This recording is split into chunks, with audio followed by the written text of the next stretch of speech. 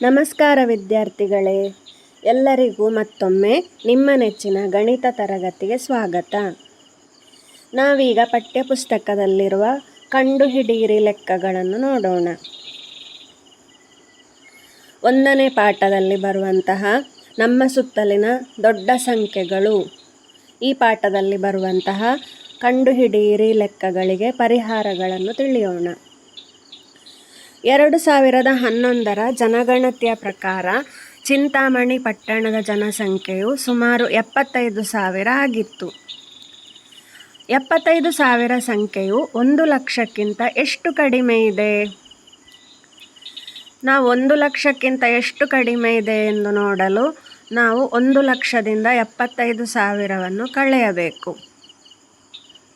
ಕಳೆದಾಗ ನಮಗೆ 25,000 ದೊರೆಯುವುದು. ಹಾಗಾಗಿ 2011ರಲ್ಲಿ ಚಿಂತಾಮಣಿಯ ಜನಸಂಖ್ಯೆಯು 1 ಲಕ್ಷಕ್ಕಿಂತ 25,000 ಕಡಿಮೆ ಇತ್ತು. 2024ರ ವರ್ಷದಲ್ಲಿ ಚಿಂತಾಮಣಿಯ ಅಂದಾಜು ಜನಸಂಖ್ಯೆ 1,06,000 ಆಗಿದೆ. 1,06,000 ಸಂಖ್ಯೆಯು 1 ಲಕ್ಷಕ್ಕಿಂತ ಎಷ್ಟು ಹೆಚ್ಚಾಗಿದೆ? ಉತ್ತರ ಸರಿಯಾಗಿದೆ. 1,06,000ವು 1 ಲಕ್ಷಕ್ಕಿಂತ 6,000 ಹೆಚ್ಚಾಗಿದೆ.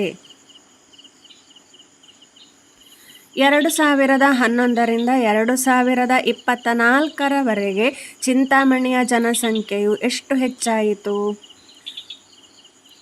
2011ರಲ್ಲಿ ಇದ್ದಂತಹ ಜನಸಂಖ್ಯೆ 75,000.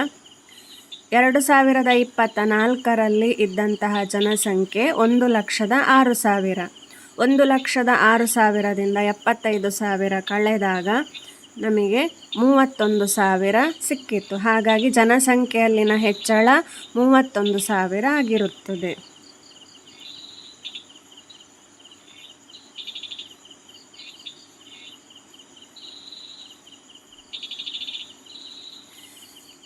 ಈಗ ಮುಂದಿನ ಪ್ರಶ್ನೆಗೆ ಹೋಗೋಣ.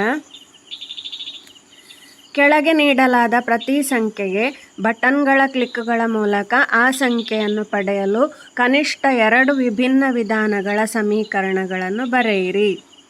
ಚಿಟ್ಟಿಯಂತೆ ಯೋಚಿಸಿ ಮತ್ತು ಸೃಜನಶೀಲರಾಗಿರಿ. ಚಿಟ್ಟಿ ಎಂಬುದು ಸ್ಮಾರ್ಟ್ ಮ್ಯಾಟ್ರಿಕ್ಸ್ ತರಹದ ಒಂದು ಕ್ಯಾಲ್ಕುಲೇಟರ್ ಆಗಿದೆ. ಅದರಲ್ಲಿ ಈ ಕೆಳಗಿನ ಬಟನ್ಗಳನ್ನು ಹೊಂದಿವೆ: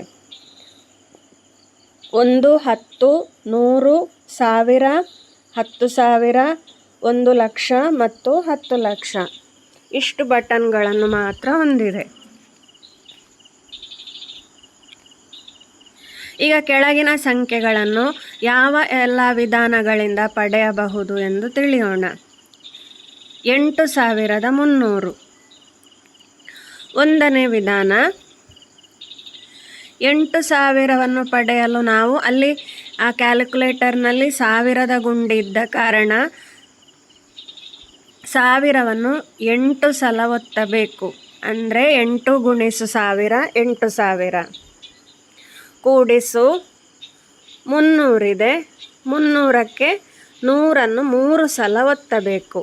3 ಗುಣಿಸು 100 = 300. ಒಟ್ಟಿಗೆ 8,300 ಸಿಗುವುದು. ಇದು 1ನೇ ವಿಧಾನ. 2ನೇ ವಿಧಾನದಲ್ಲಿ ನಾವು 100ರ ಗುಂಡಿಯನ್ನು 83 ಬಾರಿ ಒತ್ತಿಯೂ ಪಡೆಯಬಹುದು. ಅಂದರೆ 83 ಗುಣಿಸು 100 = 8,300. ಈ ರೀತಿ ನಾವು 2 ವಿಧಾನಗಳಲ್ಲಿ 8,300ನ್ನು ಪಡೆಯಬಹುದು. ಅದೇ ರೀತಿ ಕೆಳಗೆ ಕೊಟ್ಟಿರುವಂತಹ BCD ಈ ಲೆಕ್ಕಗಳನ್ನು ಗಮನಿಸಿ. ಅದೇ ರೀತಿಯಲ್ಲಿ ನಾವು ಬೇರೆ ಬೇರೆ ವಿಧಾನಗಳಿಂದ ಕ್ಯಾಲ್ಕುಲೇಟರ್ನ ಗುಂಡಿಯನ್ನು ಒತ್ತುವ ಮೂಲಕ ನಾವು ಮುಂದಿನ ಸಂಖ್ಯೆಗಳನ್ನು ಪಡೆಯಬಹುದು. ಈ ಸಮೀಕರಣಗಳನ್ನು ಗಮನಿಸಿ.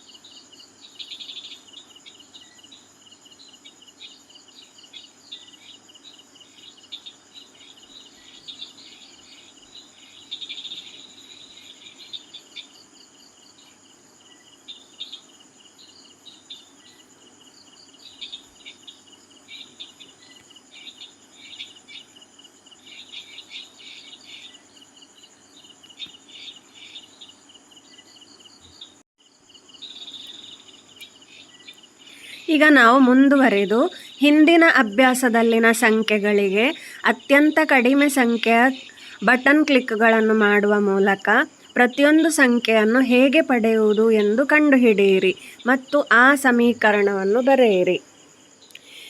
ಈಗ ಹಿಂದೆ ನೋಡಿದಂತಹ ಅದೇ ಸಂಖ್ಯೆಯನ್ನು ತೆಗೆದುಕೊಳ್ಳೋಣ. 8300.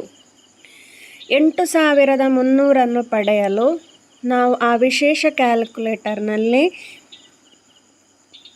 8000ವನ್ನು 8 ಸಲ ಕ್ಲಿಕ್ ಮಾಡಬೇಕು. ಆಗ 8 ಗುಣಿಸು 1000 8000 ಆಯ್ತು. ಅಲ್ಲಿಗೆ 100ರ ಬಟನನ್ನು 3 ಸಲ ಕ್ಲಿಕ್ ಮಾಡುವುದು. 3 ಗುಣಿಸು 100 ಸಮ 300. ಒಟ್ಟಿಗೆ 8300. 8000 ಪಡೆಯಲು 1000ವನ್ನು 8 ಸಲ ಕ್ಲಿಕ್ ಮಾಡಿದಾಗ 8 ಕ್ಲಿಕ್ಗಳಾಯ್ತಲ್ಲಿ. 300ನ್ನು ಪಡೆಯಲು 100ನ್ನು 3 ಸಲ ಕ್ಲಿಕ್ ಮಾಡಿದಾಗ 3 ಕ್ಲಿಕ್ಗಳಾಯಿತು. ಒಟ್ಟು ಕ್ಲಿಕ್ಗಳು 8 + 3 ಸಮ 11. 11 ಬಾರಿ ನಾವು ಕ್ಯಾಲ್ಕುಲೇಟರ್ನ ಗುಂಡಿಯನ್ನು ಒತ್ತಿದಾಗ 8300ನ್ನು ಪಡೆಯಬಹುದು. ಬೇರೆ ವಿಧಾನದಲ್ಲಿಯೂ ಪಡೆಯಬಹುದು, ಆದರೆ ಇಲ್ಲಿ ನಾವು ಅತಿ ಕಡಿಮೆ ಕ್ಲಿಕ್ಗಳ ಮೂಲಕ ಈ ವಿಧಾನದಲ್ಲಿ 8300ನ್ನು ಪಡೆಯಬಹುದು. ಬಿ ಲೆಕ್ಕ ನೋಡಿ. 40629. ಇಲ್ಲಿ ನಾವು 40000ವನ್ನು ಪಡೆಯಲು 10000ದ ಬಟನನ್ನು 4 ಸಲ ಕ್ಲಿಕ್ ಮಾಡಬೇಕು. ಅಲ್ಲಿಗೆ 4 ಕ್ಲಿಕ್ಗಳಾದವು.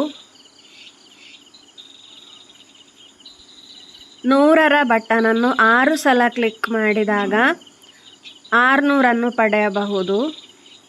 10ರ ಬಟನನ್ನು 2 ಸಲ ಕ್ಲಿಕ್ ಮಾಡಿದಾಗ 20ನ್ನು ಪಡೆಯಬಹುದು. 9ರ ಬಟನನ್ನು 9 ಸಲ ಕ್ಲಿಕ್ ಮಾಡಿದಾಗ 9ನ್ನು ಪಡೆಯಬಹುದು. ಒಟ್ಟು ಇಲ್ಲಿ 21 ಕ್ಲಿಕ್ಗಳು. 21 ಸಲ ಒತ್ತಿದಾಗ ನಮಗೆ ಈ ಸಂಖ್ಯೆಯನ್ನು ಪಡೆಯಬಹುದು.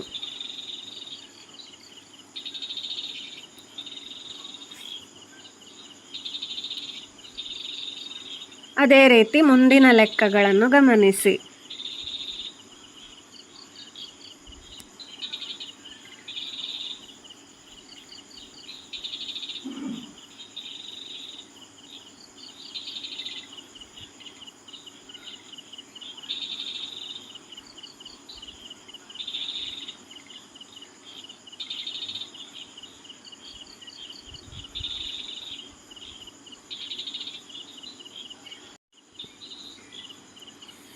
ಎರಡನೇ ಪ್ರಶ್ನೆಯನ್ನು ಗಮನಿಸಿ.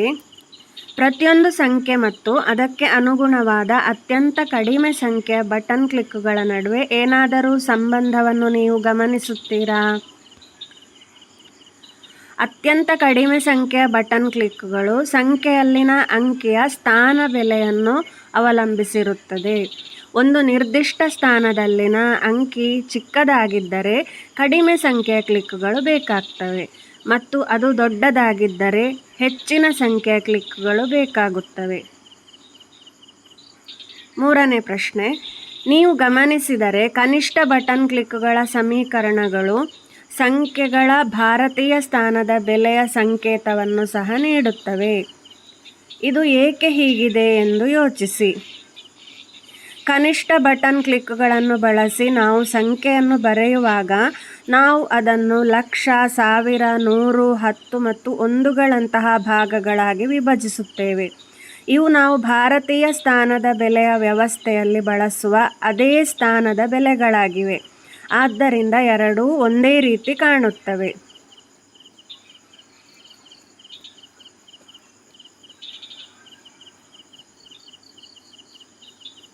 ಮುಂದಿನ ತರಗತಿಯಲ್ಲಿ ಭೇಟಿಯಾಗೋಣ.